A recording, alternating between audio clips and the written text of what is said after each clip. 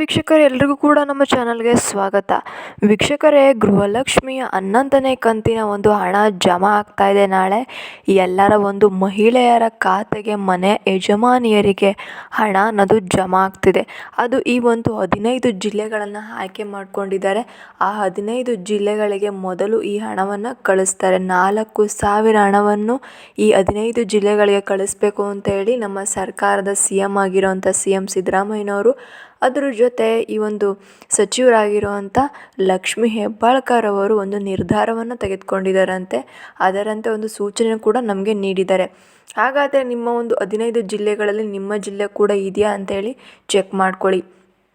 ಇನ್ನು ಆ ಜಿಲ್ಲೆಗಳು ತುಂಬ ದಿನಗಳಿಂದ ಹೇಳ್ಕೊಂಬಂದ್ಬಿಟ್ರು, ಗೃಹಲಕ್ಷ್ಮಿ 11ನೇ ಕಂತು 12 ಕಂತನ್ನು ಕೊಡ್ತೀವಿ, ನಾವು ಕೊಡ್ತೀವಿ ಅಂತೇಳಿ, ಇವತ್ತು ಕೊಡ್ತೀವಿ ಅಂತೇಳಿ. ಆದರೆ ಇಲ್ಲಿನವರೆಗೂ ಕೂಡ 1.5 ಕೋಟಿಗಿಂತ ಅಧಿಕ ಮಹಿಳೆಯರಿಗೆ ಹಣ ಅನ್ನೋದು ಬಂದಿರಲ್ಲ. ಕೇವಲ 5.5 ಲಕ್ಷ ಮಹಿಳೆಯರಿಗೆ ಮಾತ್ರ 11ನೇ ಕಂತಿನ ಹಣ ಅನ್ನೋದು ಬಂದಿರುತ್ತೆ. ಇನ್ನು ಮಿಕ್ಕಂಥ ಮಹಿಳೆಯರಿಗೆ ಹಣ ಅನ್ನೋದು ಬಂದಿರೋದ ಕಾರಣ ಅವರು ನಾಳೆ ಅನ್ನೋದು ಟೈಮನ್ನು ಕೊಟ್ಟಿದ್ದಾರೆ. ಇಷ್ಟು ಜಿಲ್ಲೆಗಳಿಗೆ ನಾವು ಫಸ್ಟು ಹಣವನ್ನು ಹಾಕ್ಬಿಡ್ತೀವಿ. ಟ್ರೆಜರಿಯಿಂದ ಹೋಗಿದೆ. ಇನ್ನು ಕೇಂದ್ರ ಸಚಿವರಾಗಿರೋಂಥ ಲಕ್ಷ್ಮಿ ಹೆಬ್ಬಾಳ್ಕರ್ ಅವ್ರ ಸೈನ್ ಕೂಡ ಆಗಿದೆ. ಅದರಿಂದ ಒಟ್ಟಾಗಿ ನಾವು 4,000 ಹಣವನ್ನು ಹಾಕ್ತಾಯಿದ್ದೀವಿ ಈ ಜಿಲ್ಲೆಗಳಿಗೆ ಅಂತ ಹೇಳಿದ್ದಾರೆ. ಹಾಗಾದರೆ ಜಿಲ್ಲೆಗಳು ನೋಡಿದ್ರೆ ಬೆಂಗಳೂರು ಗ್ರಾಮಾಂತರ, ಬೆಂಗಳೂರು ಉತ್ತರ, ಬೆಂಗಳೂರು ಕೇಂದ್ರ, ಚಿಕ್ಕಬಳ್ಳಾಪುರ, ರಾಮನಗರ, ತುಮಕೂರು, ದಕ್ಷಿಣ ಕನ್ನಡ, ಚಿತ್ರದುರ್ಗ, ದಾವಣಗೆರೆ, ಕೋಲಾರ, ಶಿವಮೊಗ್ಗ, ಚಿಕ್ಕಮಗಳೂರು, ಆಮೇಲೆ ಹಾಸನ ಕೂಡ ಹಾಕಿದ್ದಾರೆ, ಮತ್ತು ಬಳ್ಳಾರಿ ಕೂಡ ಹಾಕಿದ್ದಾರೆ. ಇಷ್ಟು ಜಿಲ್ಲೆಗಳಿಗೆ ಹಾಕಿದ್ದಾರೆ.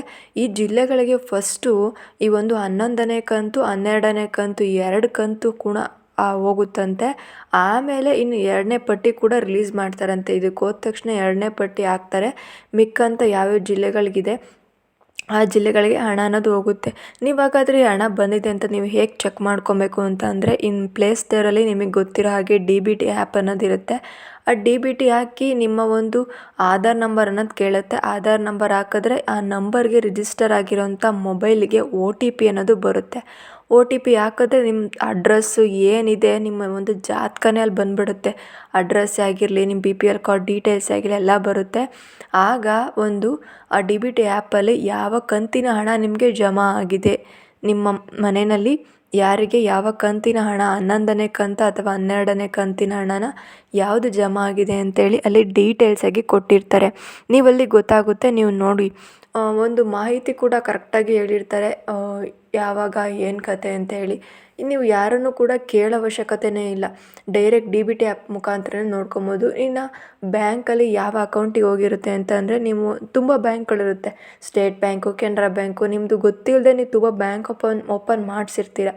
ಆವಾಗ ನೀವು ಸುಮ್ಮನೆ ಪ್ರಶ್ನೆ ಮಾಡದೆ ನಿಮ್ಮ ಬ್ಯಾಂಕ್ ಅಕೌಂಟ್ ತೊಗೊಂಡೋಗಿ ಒಂದು ಸಲ ಚೆಕ್ ಮಾಡಿಕೊಡಿ ಯಾವ ಅಕೌಂಟಲ್ಲಿ ಬಂದಿದೆ ಅಂತ ಹೇಳಿ. ಇನ್ನೂ ಕೂಡ ನಿಮಗೆ ಹಣ ಅನ್ನೋದು ಬರ್ತಿಲ್ಲ ಅಂದರೆ, ನಿಮ್ಮ ಹತ್ತಿರದ ಇರುವಂಥ ಒಂದು ಮಹಿಳಾ ಮತ್ತು ಮಕ್ಕಳ ಕಲ್ಯಾಣ ಇಲಾಖೆ ಅಂತ ಇರುತ್ತೆ ಡಿಪಾರ್ಟ್ಮೆಂಟ್, ಅಲ್ಲಿಗೆ ಹೋಗಿ ಒಮ್ಮೆ ಅವ್ರ ಹತ್ರ ಮನವಿಯನ್ನು ಸಲ್ಲಿಸಿ, ಒಮ್ಮೆ ಅವ್ರ ಹತ್ರ ರಿಕ್ವೆಸ್ಟ್ ಮಾಡಿಕೊಂಡು ನಿಮ್ಮ ಒಂದು ಆಧಾರ ಪುರಾವೆಗಳೇನಿದೆ, ಜೆರಾಕ್ಸ್ ಕಾಪಿಗಳೇನಿದೆ ಅವನ್ನ ಕೊಟ್ಟು ಡಿಪಾರ್ಟ್ಮೆಂಟ್ಗೆ ಕೊಡಿ. ನನಗೆ ಹಣ ಅನ್ನೋದು ಬರ್ತಾ ಇಲ್ಲ, ನನಗೆ 1 ಕಂತು ಹಣ ಬಂದಿಲ್ಲ, ನಿಮಗೆ 1-2 ಕಂತು ಬಂದಿಲ್ಲ, 3 ಕಂತು ಬಂದುಬಿಡ್ತು ಸರ್, ಆಮೇಲೆ ಬರಲೇ ಇಲ್ಲ ನಮಗೆ ಹಣ ಅನ್ನೋದು ಇರ್ತೀರ ಅಂಥವ್ರಿಗೆಲ್ಲ ಅಲ್ಲಿ ಹೋಲ್ಡ್ ಆಗಿರುತ್ತೆ. ಹಣ ಅನ್ನೋದು ಹೋಲ್ಡ್ ಆಗಿರುತ್ತೆ. ಒಂದು ಟ್ರೆಜರಿನಲ್ಲೇ ಹೋಲ್ಡ್ ಆಗಿರುತ್ತೆ. ಯಾರು ಕೂಡ ಇಂಟೆನ್ಷನಿಂದ ಮಾಡಿರಲ್ಲ. ನೀವು ನಿಮ್ಮ ಒಂದು ಮಹಿಳಾ ಮತ್ತು ಮಕ್ಕಳ ಕಲ್ಯಾಣ ಇಲಾಖೆಯಲ್ಲಿ ಹೋಗಿ ಒಮ್ಮೆ ವಿಚಾರಿಸಿ ಅವ್ರ ಹತ್ರ ಇದನ್ನೆಲ್ಲ ಕೊಟ್ಟರೆ ಮಾಡಿಕೊಡ್ತಾರೆ. ಅಥವಾ ಅದು ಒಂದು ಡಿಸ್ಟಿಕ್, ಒಂದು ತಾಲೂಕಲ್ಲಿ ಇದ್ದೇ ಇರುತ್ತೆ ಈ ಥರದ್ದು, ಅಲ್ಲಿ ನಿಮಗೆ ಸಿಗುತ್ತೆ. ಅಥವಾ ನೀವು ನಿಮ್ಮ ಒಂದು ಏನಪ್ಪ ಅಂತಂದರೆ, ಒಂದು ಅಂಗನವಾಡಿ ಕೇಂದ್ರಗಳಿರುತ್ತಲ್ಲ ಅಲ್ಲೂ ಕೂಡ ಹೋಗಿ ಭೇಟಿ ಮಾಡ್ಬೋದು. ಅವ್ರ ಹತ್ರನೂ ಕೂಡ ರಿಕ್ವೆಸ್ಟನ್ನ ಮಾಡ್ಕೊಬೇಕು, ಅಂಗನವಾಡಿ ಕೇಂದ್ರಗಳಲ್ಲೂ ಕೂಡ. ಆಗ ಅವರು ಕೂಡ ಮಾಡಿಕೊಡ್ತಾರೆ. ನೋಡಿ, ಹೆಚ್ಚಿನ ಮಾಹಿತಿಗಾಗಿ ನಮ್ಮ ಚಾನಲ್ನ ಸಬ್ಸ್ಕ್ರೈಬ್ ಮಾಡ್ಕೊಳ್ಳಿ. ಈ ವಿಡಿಯೋ ಇಷ್ಟ ಆದರೆ ಒಂದು ಲೈಕ್ ಮಾಡಿ. ಥ್ಯಾಂಕ್ ಯು, ಧನ್ಯವಾದಗಳು.